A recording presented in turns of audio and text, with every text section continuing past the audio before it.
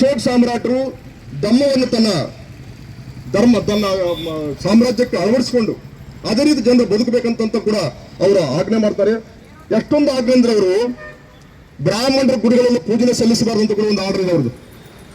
ನಿಮ್ಗೆ ಅಗತ್ಯ ಇಲ್ಲ, ನಿಮಗೆ ಯಾರಾದ್ರೂ ಬೇಕಾಗಿದ್ರು ಗುಡಿಗೆ ಹೋಗ್ತಾರೆ, ಪೂಜೆ ಸಲ್ಲಿಸ್ಕೊಳ್ತಾರೆ. ನಿಂದೇನಾಗತ್ತಿದೆ, ನೀನು ಅವ್ರನ್ನ ಪರಿಚಯ ಮಾಡಿಸ್ಬೇಕಾ? ಇಂಥ ಗೋತ್ರದವನು, ಇಂಥ ಕುಲದವನು ಬಂದಿದ್ದಾನೆ, ಇಂಥವನ ಹೆಸರವನಿದೆ, ಅದು ಅವಶ್ಯಕತೆ ಇಲ್ಲ.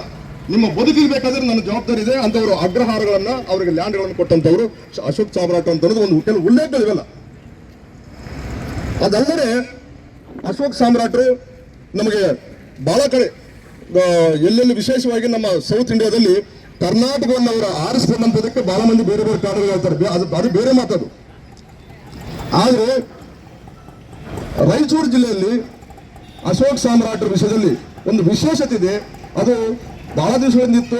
ಮೊನ್ನೆ ನಮ್ಮ ಬಸವರಾಜ ಕಳಸದವರು ಕೂಡ ಒಂದು 10 ಪದ್ಯಗಳಲ್ಲಿ ಅವರು ಒಂದು ಮಾತು ಹೇಳಿಬಿಟ್ರು. ಇಲ್ಲ ಸರ್, ನನಗೂ 82-83 ನಾನು ಹೋಗಿದ್ದೆ, ನಾನೊಂದು ಆರ್ಟಿಕಲ್ ಮಾಡೀನಿ, ಅದು ನನ್ನ ಹತ್ರ ಇದೋ ಇಲ್ಲೋ ಗೊತ್ತಿಲ್ಲ ಅಂತ ಮತ್ತೆ ಯಾರು ಮಾತಾಡ್ತಾರೆ.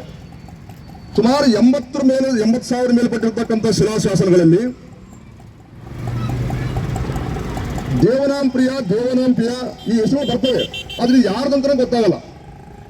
ಉದ್ದೇಶಪೂರ್ವಕವಾಗಿ ಬಹಳ ಮಂದಿ ಇದು ಚಕ್ರವರ್ತಿ ಅಲ್ಲಂತಾನೆ ಹೇಳ್ಕೊಂಡು ಬರ್ತಾರೆ.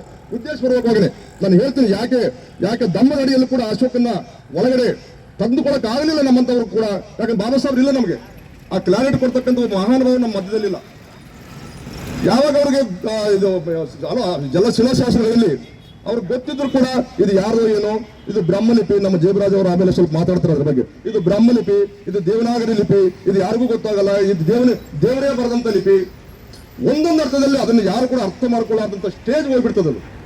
ಕೊನೆಗೆ 1915ರಲ್ಲಿ ಚಾರ್ಲಸ್ ಬಿಡನ್ ನಮ್ಮ ಹಟ್ಟಿಕಡೆ ಅಥವಾ ಜಿಯೋಲಾಜಿಸ್ಟ್, ಹಟ್ಟಿಕಡೆ ಇರ್ತಕ್ಕಂಥ ಜಿಯೋಲಾಜಿಸ್ಟ್ಗೆ ಏನೋ ಒಂದು ಕುತೂಹಲ ಮೂಡ್ತದಲ್ಲಿ ಬಂದು ಇದು ಏನಾಗಿರ್ಬೇಕಿದಂತ ಅದನ್ನು ತಗೊಂಡು ಎಲ್ಲರೂ ತೋರಿಸ್ತಾನೆ ಪಂಡಿತರಿಗೆ.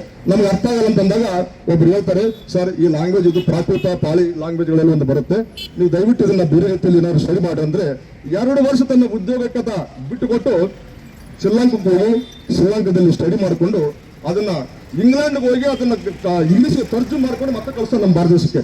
ಇದು ದೇವನಾಂಪ್ರಿಯ ಅಶೋಕ್ ಅಂತಿದೆ. ಬಹುಶಃ ಅಶೋಕರ ಶಿಲಾಶಾಸನ ಇದಂತ ಫಸ್ಟ್ ಟೈಮ್ ನಲ್ಲಿ 1915ರಲ್ಲಿ